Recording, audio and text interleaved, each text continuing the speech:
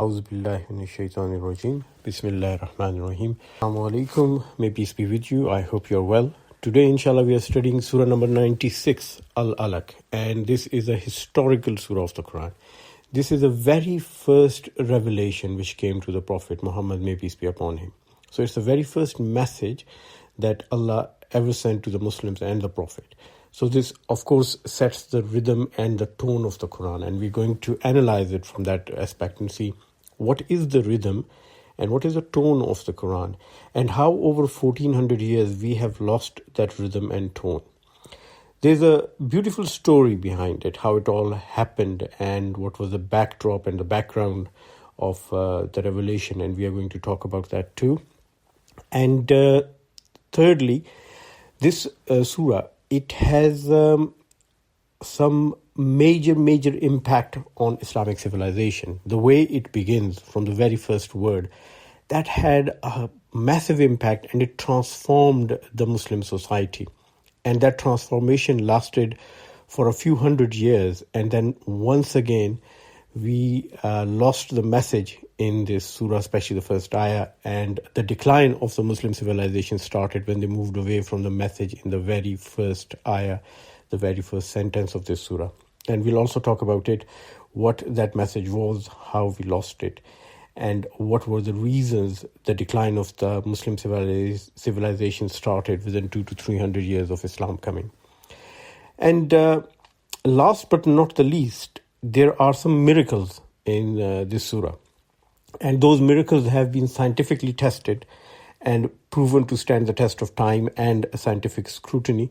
And we are going to talk about those miracles too. So brace yourself. Inshallah, I plan to do this surah in two parts. This is going to be the first part. But first, the background. How did the revelation come and in what circumstances it came? Firstly, you'd be surprised to know that this surah, the coming of this surah, Surah Al-Alaq, which is the 96th surah of the Quran, that had been predicted in the Bible. And not only just the Bible, we're not talking the New Testament, the Injil, but in the Torah, in the Old Testament. In Isaiah chapter 29, verse 12, the prophet Isaiah, which in Hebrew and Arabic is known as Ishaya, he says, quote, "Then the book will be given to one who's illiterate, saying, 'Read this,' and he will say, 'I cannot read.'" End of quote. So this has already been predicted, and there are many predictions about the Quran, about the Prophet, about the life of the Prophet, the Hijrah when he moved from Mecca to Medina, the very first battle which happened when Muslims were defending themselves against the non-believers. A lot of predictions in the Bible, and we will talk about them as we go along with our tafsir, inshallah. But when the revelation was coming to the Prophet, this is around 610 AD, there were some events which started happening in his life which were very unusual, and he later on talked about them with his family. First of all, the Prophet was about 40 years old, and he started to seek seclusion. He didn't like to be among people.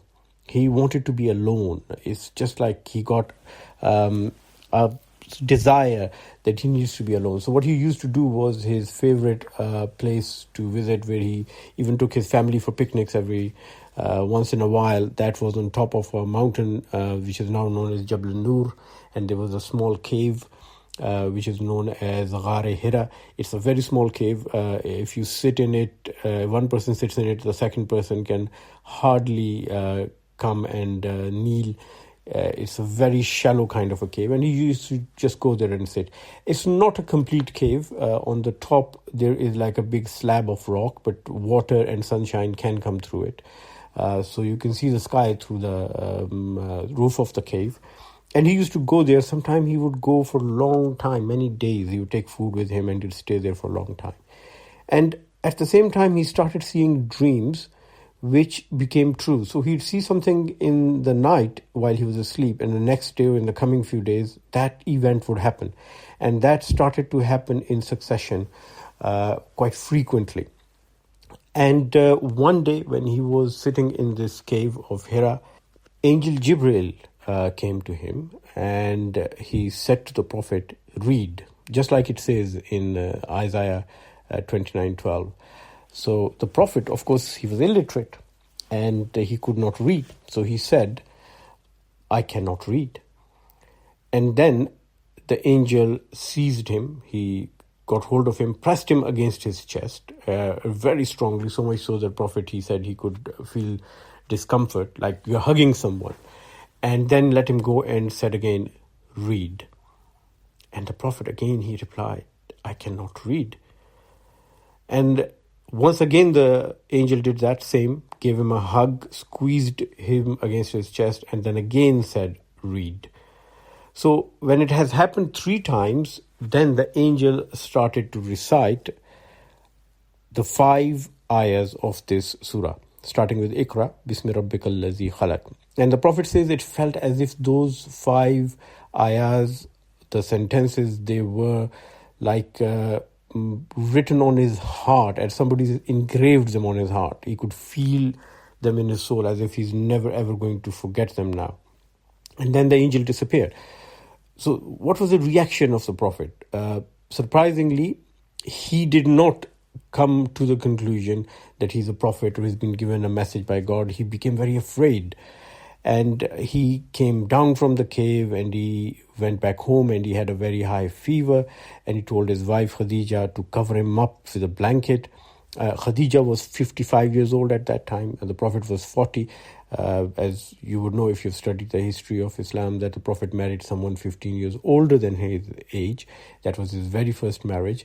It was very unusual for that time when people always wanted to marry young women. Khadija radiallahu anha, she's already been married before, more than once. And she was very mature and understanding. So the Prophet said to her that I'm afraid this might be some invisible creature, a genie who's tried to possess me. And why is this happening to me? And she said to the Prophet not to worry. She said, you're a good person and nothing bad or evil can happen to you because you look after the poor, you look after those who are oppressed in the society. So it cannot be anything evil. Nothing evil can touch you because you are a righteous person. Now, she sought advice from her cousin, her father's youngest brother's son. And his name was Warqa bin Nawfal. Now, Warqa bin Nawfal, he had converted to Christianity. And he was a very learned person. He had become a scholar of Christianity, and he had written the Bible in Arabic and Hebrew. And Warqa was very old. He was an extremely old person by that time.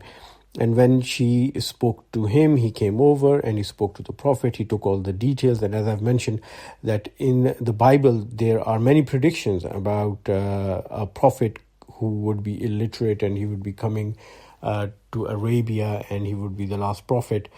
And Warqa bin Nawfal, when he got all these details, he said to the Prophet that the person speaking to you was Angel Jibril, and this is the same angel who has brought revelation from God to other prophets.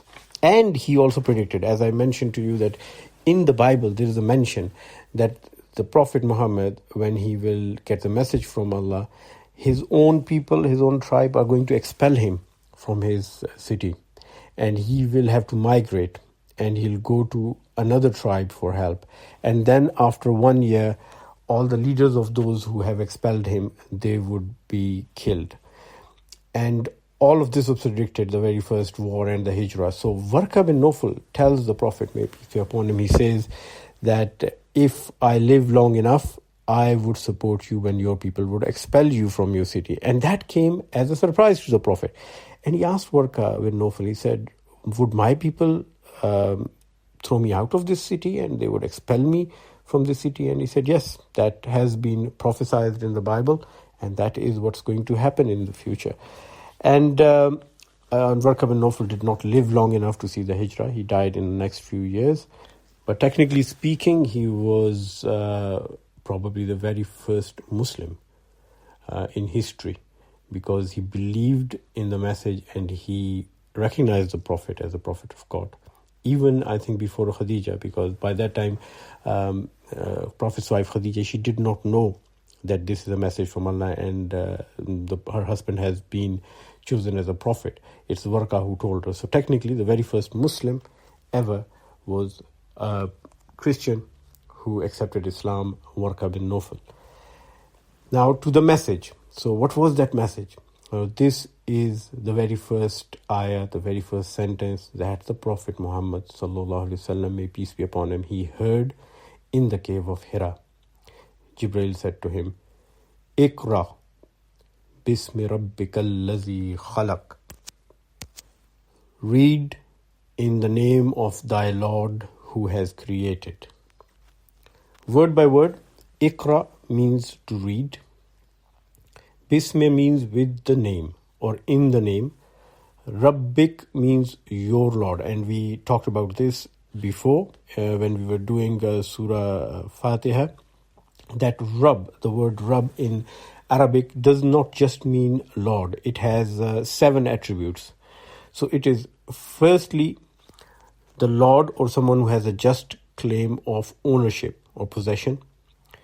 Number 2, it is someone with complete authority. Number 3, it is someone who makes, who creates. Number 4, someone who sustains you.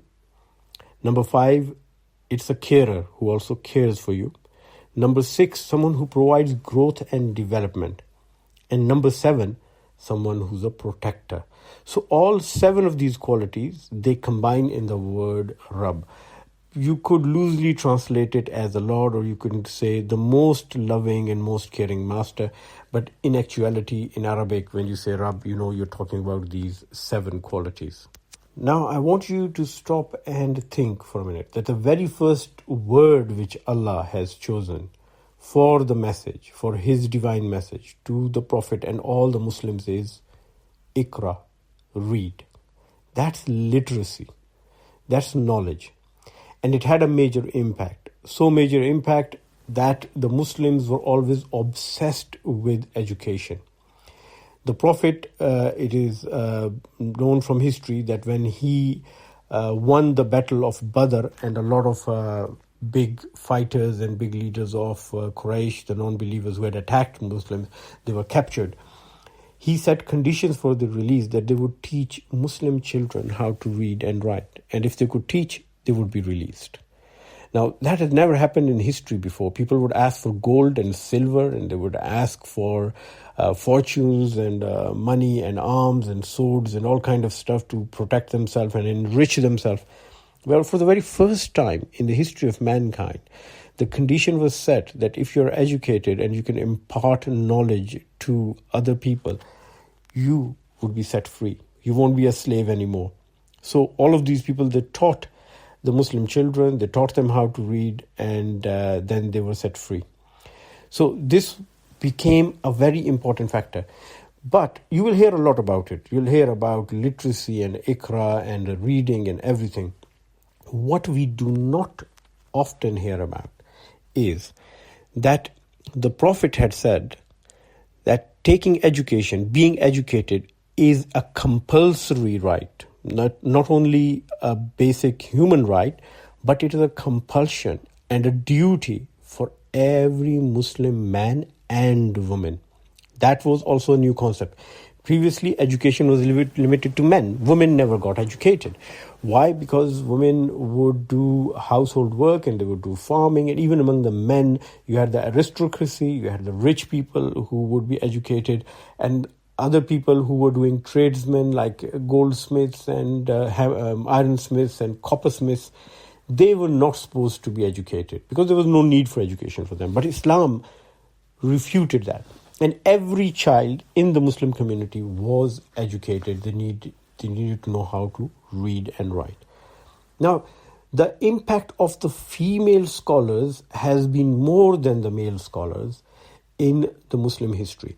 The reason why Muslims became a world power and the Muslim civilization suddenly it skyrocketed to the greatest civilizations of its time, from Spain, Al-Andalus and Hispania, all the way to Afghanistan and India. The reason in the first 300 years was that all the women were educated. Now, think of it. If the women are educated, they can pursue intellectual and philosophical tasks more easily than men. Men have to go out and earn. So if a man is a ironsmith, he has to go and work with iron, smelting iron. If a man is a goldsmith, he has to go work with gold. If a man is a goat herder, he has to take his goats out and look after the animal.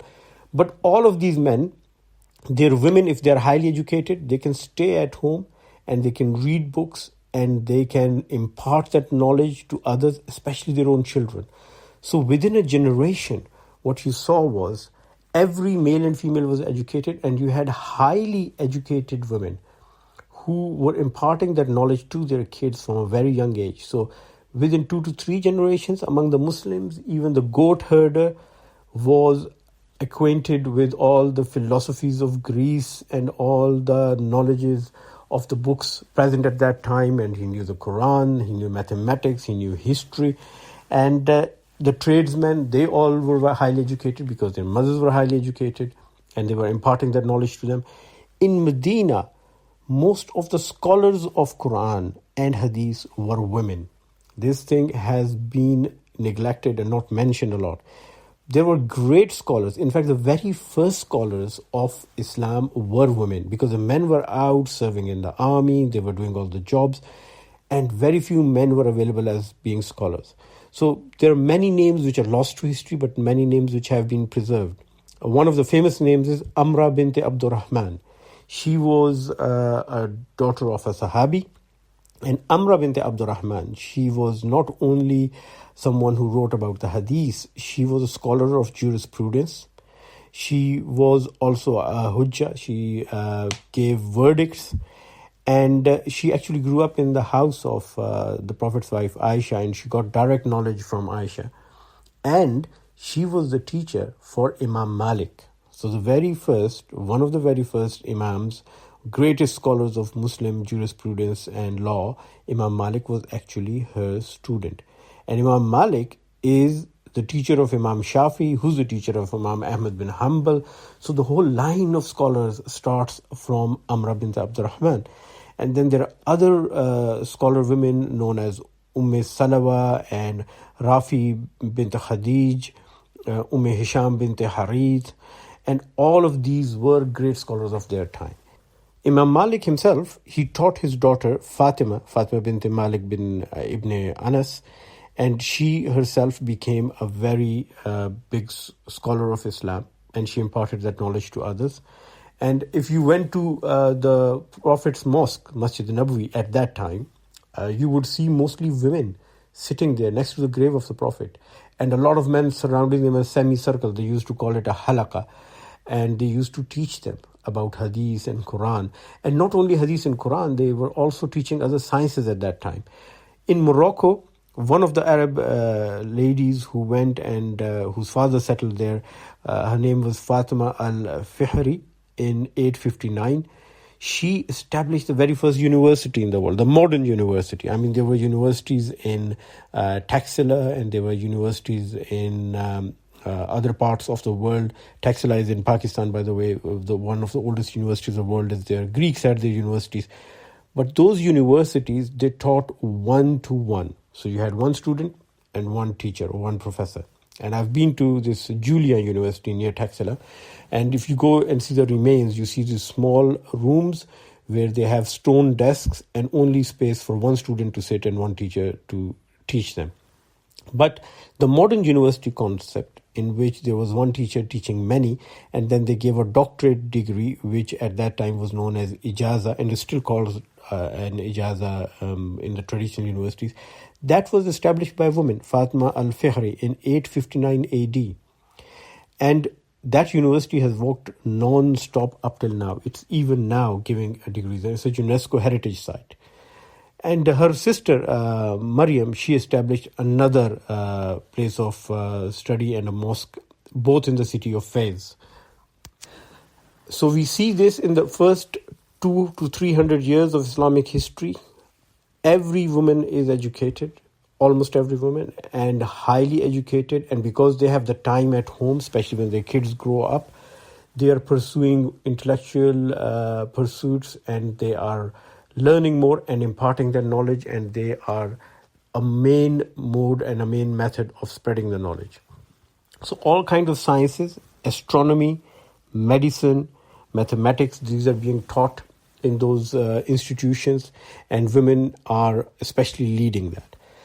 Within 200 to 300 years, the trends changed. Now, Muslims, they started to adopt the culture of the other civilizations around them. Women were discouraged from studying. So basic reading, writing skills, that's enough. All the big imams at that time, you see, within 200 to 300 years, they are males now. And I think that was the biggest loss. You lost 50% of your highly educated population. And women were discouraged from going to universities, and they were discouraged from pursuing sciences and astronomy and mathematics and medicine. And that coincides with the decline of the Muslim civilization. Now, if you do not have highly educated mothers, you would not have highly educated children. And there is a study done in England which shows that mothers and fathers who have high academic achievements, who are teachers especially, and are related to academia, their children do better academically in life. They don't have a choice. They've got a parent at home who's highly educated. They are going to teach them, and they are going to encourage them. So they do better in life academically. This is a proven thing. And that's, I think, where the Muslims we started to lose. When we lost the highly educated women in our society, we lost the drive for academia and higher education. And the decline of the Muslim civilization coincides with that. So the very first message of Islam, education. Iqra bismi rabbikal ladhi khalaq. So this Lord, He created. The question is, if somebody creates someone and claims to have created, then that person should be able to tell us how he created. And the second ayah exactly answers that question. Khalaqal insana min alaq. Created man out of a clinging clot. And in Arabic language, it is like a leech-like mass. You know, like a leech clings to someone to suck blood. That is what a alaq is like. So khalaqal insan, created human, insan is human, min alaq, out of a clinging leech-like mass. For 1400 years, this ayah was not understood well, and it went against the scientific understanding and the norms of the scientific philosophy at that time. The study of human development, embryology, that developed very, very late. Modern embryology, it starts in 1941 with the work of Streeter. And in the 1950s, when ultrasonography was developed, more work was done on it. Before that time, the concept was that the human beings, they were present in a pre-formed stage. So the sperm of the male, it had a human being in it, known as a homunculus. And that was a concept of ancient scientists. And up to 1695, Nicholas Hartsoeker describes it in this form, that the sperm has got a full human inside, and when it goes into the female's body, all it does is launch itself in the uterus and starts growing there. Leonardo da Vinci, very big scientist and artist, he had the same concept. Carl Ernst von Boyer, 1827, same concept. Heinz Christian Pander, he gives the germ layer theory of embryology, but again the concept of it is very similar. And Quran goes against it completely. This is a major miracle of the Quran, that 1400 years ago, all of modern embryology, which is microscopic and cannot be seen till 1950s and later, that has been described in perfection. So, firstly, Quran goes against the homunculus theory, and Quran says, verily we created man from a mixture of germinal drop. That is Surah Dahr, ayah number 2, 76, Surah 76, ayah number 2. The word used here is nutfa amshaj, which means a mixture of germinal drops. So from the male and the female, the two, they mix. And Quran goes one step ahead. It even tells you, where did this drop come from? How did it get created? Of course, we know the female ova comes from the ovary. The male comes from the testes, the sperm. But Allah says no. there is more to it. It says, وَلَقَدْ خَلَقْنَا الْإِنسَانَ مِنْ سُلَالَةٍ مِنْ طِينٍ. And indeed we created humankind from an extract of clay. Now, the extract of clay is a new concept. Generally, it was thought that man was made of dust. We came from earth and we go back to earth, dust to dust. The very famous biblical inspired statement. But Allah in Quran says that no, these nutfas, the one for the male and female, they are created from the extract of clay. Now, clay has got water and it has got earth in it. Water is important. 70 to 80% of the body is water. And what are these extracts? Why did Allah say sulalatin min teen? Why the extract? And I'll tell you why. There are 59 elements which are needed to make a human being. If you give too much of them, they're toxic. They'll kill the cell and the baby would never form. Give too little, nothing would be created. Exact balance, extract of 59 elements. So what are these elements? You know the common ones. You've got carbon, hydrogen, oxygen, H2O, calcium and phosphate. But there are many others. There's iron, which is very rare to be found in nature. Selenium, tin, copper, cobalt, cadmium, which again could be very toxic if the level goes high. And there's niobium, samarium, zirconium, chromium, molybdenum, vanadium. Now these names, you don't even hear them normally. And these are really, really scarce and difficult to get elements. The easiest way to make a human being would have been to make it out of silicon. All the sand around us, the earth, the dust, everything is silicon dioxide. There's so much silicon and oxygen around us that it would make sense to have all creatures made of silicon. If somebody came to this planet and there was no life and they were given the ability to start life, make life, they would start it with silicon, found everywhere. Yet, we have got all these rare elements like the selenium and the samarium and niobiums and zirconiums and not even a speck of silicon. We have no silicon at all. No living creature has silicon in it, which is the most common abundant element found in the crust of the earth. And we have all these rare ones. And the cost of these minerals is around $100,000. If you were to get all these minerals, these sulalatin min teen, the extracts of clay, which Allah says He's made the humans with, it will cost you about more than $100,000. And that's not including the labor and VAT. And again, we've not included the soul in it. I mean, you can have all these minerals, you can put them together, but it won't make a living creature, let apart a human being. And the soul is priceless. But just the cost of the ingredients without the labor and VAT is more than $100,000. And this was not known till the last 10, 20 years. This is a very new knowledge that we have, which 1400 years ago, Allah has described. Next step. So what does Allah do after making this extract of clay? And we are talking about the 23rd Surah Al-Mu'minun, ayah number 12. So in the next part, ayah number 13, Allah says, ثُمَّ جَعَلْنَاهُ نُطْفَةً فِي قَرَارٍ مَكِينٍ. Then we placed this drop firmly fixed in a secure place. That is the implantation stage where the nutfa, the two mixed drops which have now become blast, they are implanted into the wall of the uterus. So firmly fixed in a secure place into the muscular wall of the uterus. The next stage, which has been described in Surah 80, ayah number 19, is when Allah says that He creates the human being, the baby, from only part of this nutfa. So this is implanted in the uterine wall, in the womb, but only part of it becomes a baby, the other part does not. And modern embryology, when we've used high-power electron microscopes, we have seen that this implanted blast, it changes into two masses. Inner cell mass, which makes the baby, an outer cell mass which makes the placenta, which we call the trophoblast. And then there's the syncytial trophoblast and the cytotrophoblast, two layers. One of them invades in the muscle layer of the uterus and gets the blood supply, and the other carries that blood supply to the baby. And that could have never been known, that only part of the nutfa, of the implanted nutfa, becomes a baby and the other part does not.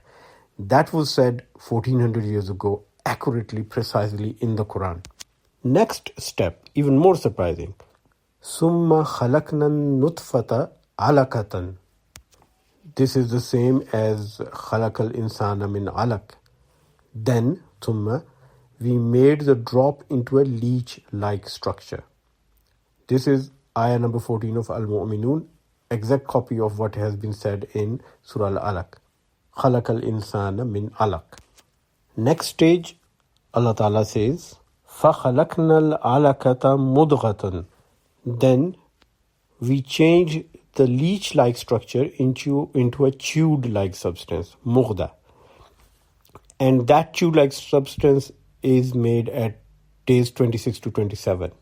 So when you look under the microscope, at this time, the little embryo, it looks like it's got teeth marks into it. Like you have a chewing gum and you bite into it or you take it out, you see chewed teeth marks in it. And those teeth marks are actually somites. These are the regions from which different parts of the body are going to develop. And even more interestingly, in Surah Al-Hajj, which is the 22nd Surah, ayah number 5, Allah describes this mughda, this chewed-like substance in detail. It says, then out of a chewed-like substance, partly formed and partly unformed. And under the microscope, you would see that these little chewed marks of somites, among them you have limb buds coming out. So small buds coming out where the arms and the legs would be. And also a small bulge would be there, which is going to be the future heart. It's partly unformed heart. And exactly the same thing has been described in Surah Al-Hajj. Next stage. Embryology says that after this stage, the bones start forming. And that's exactly what Allah says. فَخَلَقْنَا الْمُضْغَةً إِذَامًا. Then we made out of that chewed-like substance, the mughda, bones. This is around the 6th week. And up till now, the embryo is curved like a C. It's small curved. And it starts to straighten out at this stage. And in Quran, Surah Al-Qiyamah, 75th Surah, ayah number 38, Allah describes that. He says, then he becomes leech-like, and then Allah describes that then Allah fashioned him straightened and smoothed. The Arabic word sawak is used here in Surah Al-Qiyamah. And the next stage is of the muscles, which again in Surah Al-Mu'minun, ayah number 14, Allah describes, فَكَسُونَ الْإِذَامَ لَحْمًا. So then Allah is putting the muscles on the bones.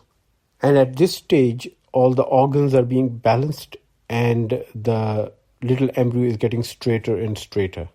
And Surah Al-Infitar, 82nd Surah, ayah number 7 and 8, it describes that الَّذِي خَلَقَكَ فَسَوَّاكَ فَعَدَلَكَ. Who created you, made you even and straight. فِي أَيِّ سُورَةٍ مَا شَاءَ رَكَّبَكَ. And then modified you in whatever form He wanted. He put you together. And then the final embryology stage, in which the embryo becomes the fetus, in Surah Al-Mu'minun is described, Summa ansha'nahu khalaqan akhar. And then we grew and developed it into a new creature. And that is such an excellent description of the embryo becoming the fetus. And that happens around the 9th week. And from there onwards, it is an increase in the size and mass. So the 3rd trimester, when it starts, 12th week around, you get a rapid gain in size and weight of the baby. Yeah, everyone is familiar with that. And that is exactly what ansha'a means. To grow, develop, increase in weight. And then Allah Ta'ala ends this ayah by saying, فَتَبَارَكَ اللَّهُ أَحْسَنُ الْخَالِقِينَ. So Allah is the best of the creators. And you know what's the beauty of all this process is? When Allah is describing it, Allah does not use the words then, and then. No. Some places Allah is saying summa, which means after a while. And other places, Allah is using the word fa, which means soon. So two time frames are being given. So interestingly, whenever Allah is describing the development of the human baby, the embryo or the zygote or the blast or the fetus, which takes days, the word fa is used, a short period of time. And whenever Allah is describing that phase of embryogenesis, which takes weeks, summa is used, which means a longer period of time. So the perfection of not only describing the process, but also the time period of the process is amazing and could not have been known 1400 years ago unless and until the Creator himself was telling the story. Now let's go to the third ayah. The third ayah is Iqra wa rabbukal akram. It says, read, for thy Lord is the most generous and gracious. Iqra again is the word for reading. Rabbuka, your Lord, and we talked about the 7 attributes of the Lord. And Akram is someone who is noble, grandiose, majestic, glorified and gracious. Now this is also a revolutionary concept. Among Arabs, there was a concept, and it still is unfortunately, about kirama, which means my nobility, my grace, my grandiose, my majesty. And humans used to say, I have kirama. And this is against my kirama, it's against my nobility to do such a thing or to talk to people below my standard. And Allah says, no. It's only God who has nobility. Human beings cannot claim nobility. Ikra wa rabbukal akram. Your Lord, He is the one who is noble. All humans are the same. And among humans, if somebody has any preference in the eyes of the Lord, it is the one who fears the Lord, who is God conscious, who always remembers that he is answerable for his deeds. And that comes in the hadith, Inna akramakum indallahi atqakum.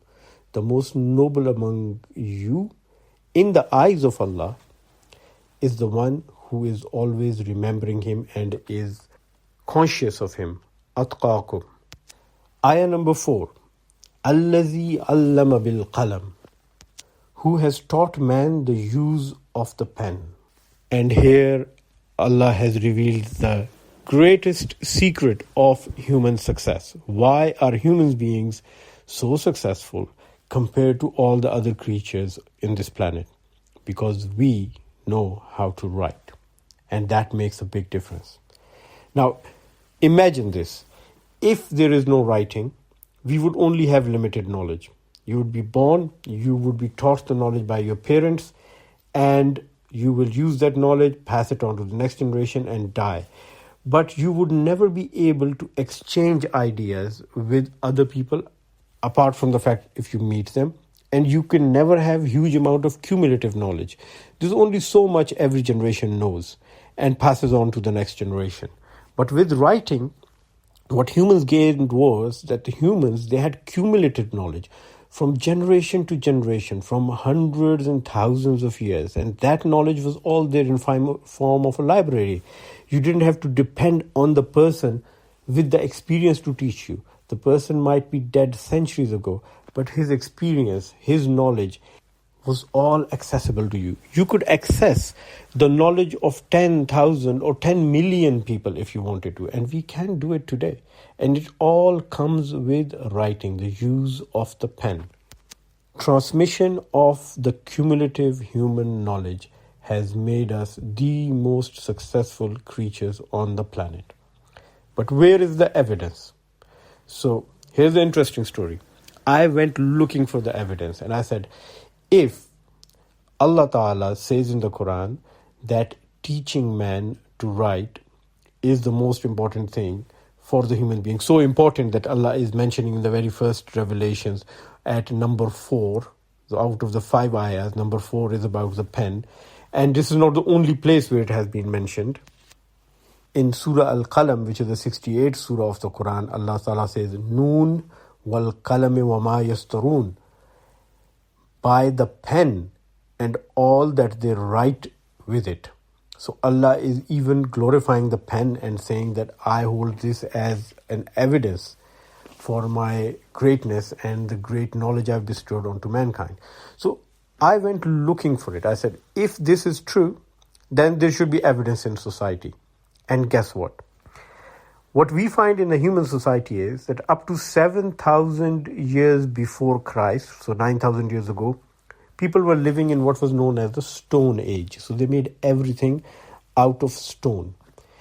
And the technology was not very advanced. So you were born, you got some information from your parents, from the society around, and you use that information. So very slow progression, almost static.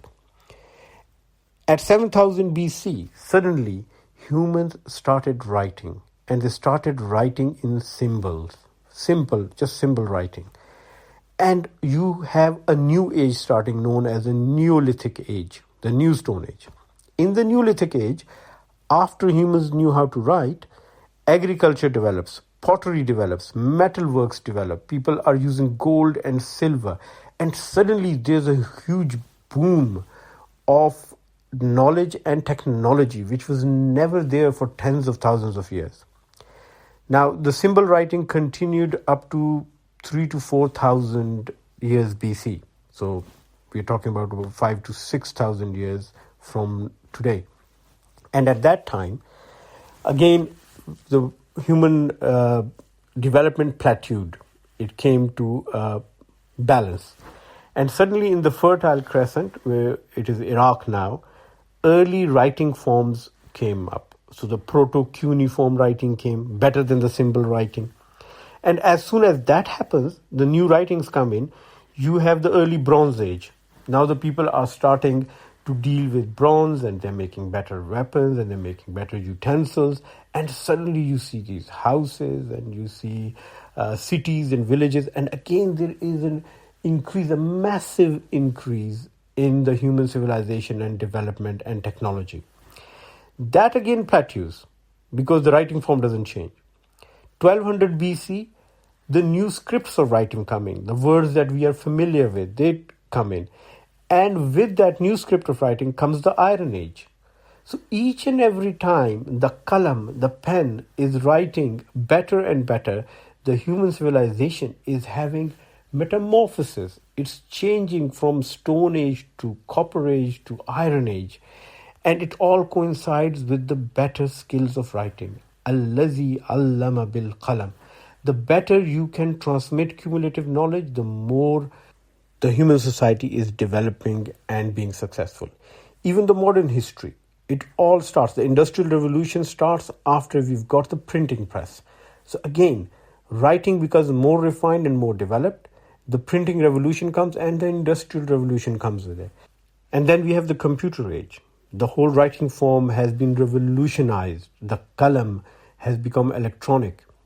And you can type and you can write and you can save things in the iClouds and you can transmit data in the blink of an eye from one part of the planet to the other part. You can exchange ideas and information. Cumulative knowledge can be transmitted very rapidly. And we've again seen a massive boom in technology and human civilization. Now pause for a minute.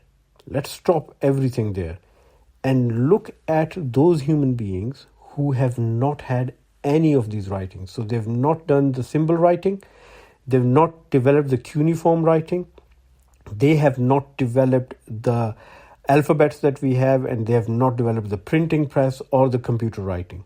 And there are human communities like these in the world.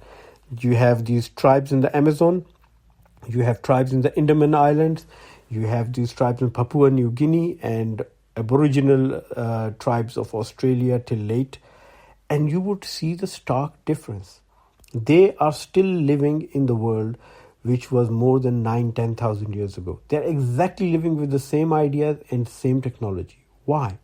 Because they're lacking allama bil qalam. And that knowledge of the kalam, the writing, is what Allah Ta'ala is celebrating here in the first revelation of the Quran. And then the revelation is concluded by the 5th ayah. Allama al-insana ma lam ya'lam. Taught man what he did not know. This refers to two things: new knowledge which human beings find out, and new knowledge which Allah gives to the human beings. Both of them, they come from God. Some we find with our effort and some is revealed to us. For example, the whole sequence of embryology and how the human being develops. Allah mentioned in the Quran 1400 years ago, before we could find it with our own skills.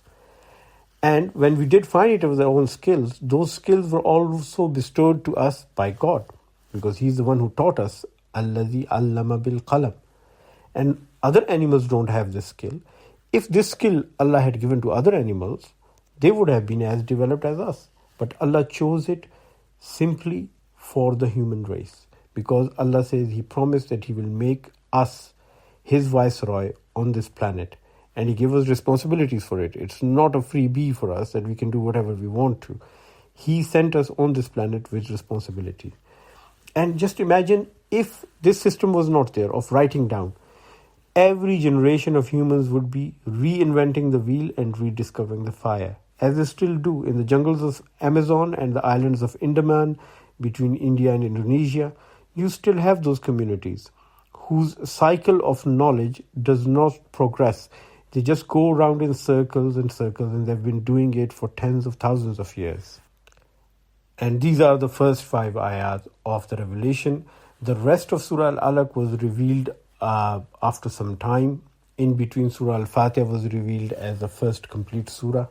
And I think Surah Al-Mudassir was also revealed after that. But we'll take the rest of the part of Surah Al-Alaq as part 2, inshallah, and we'll talk about it. The miracles in that part 2 are amazing.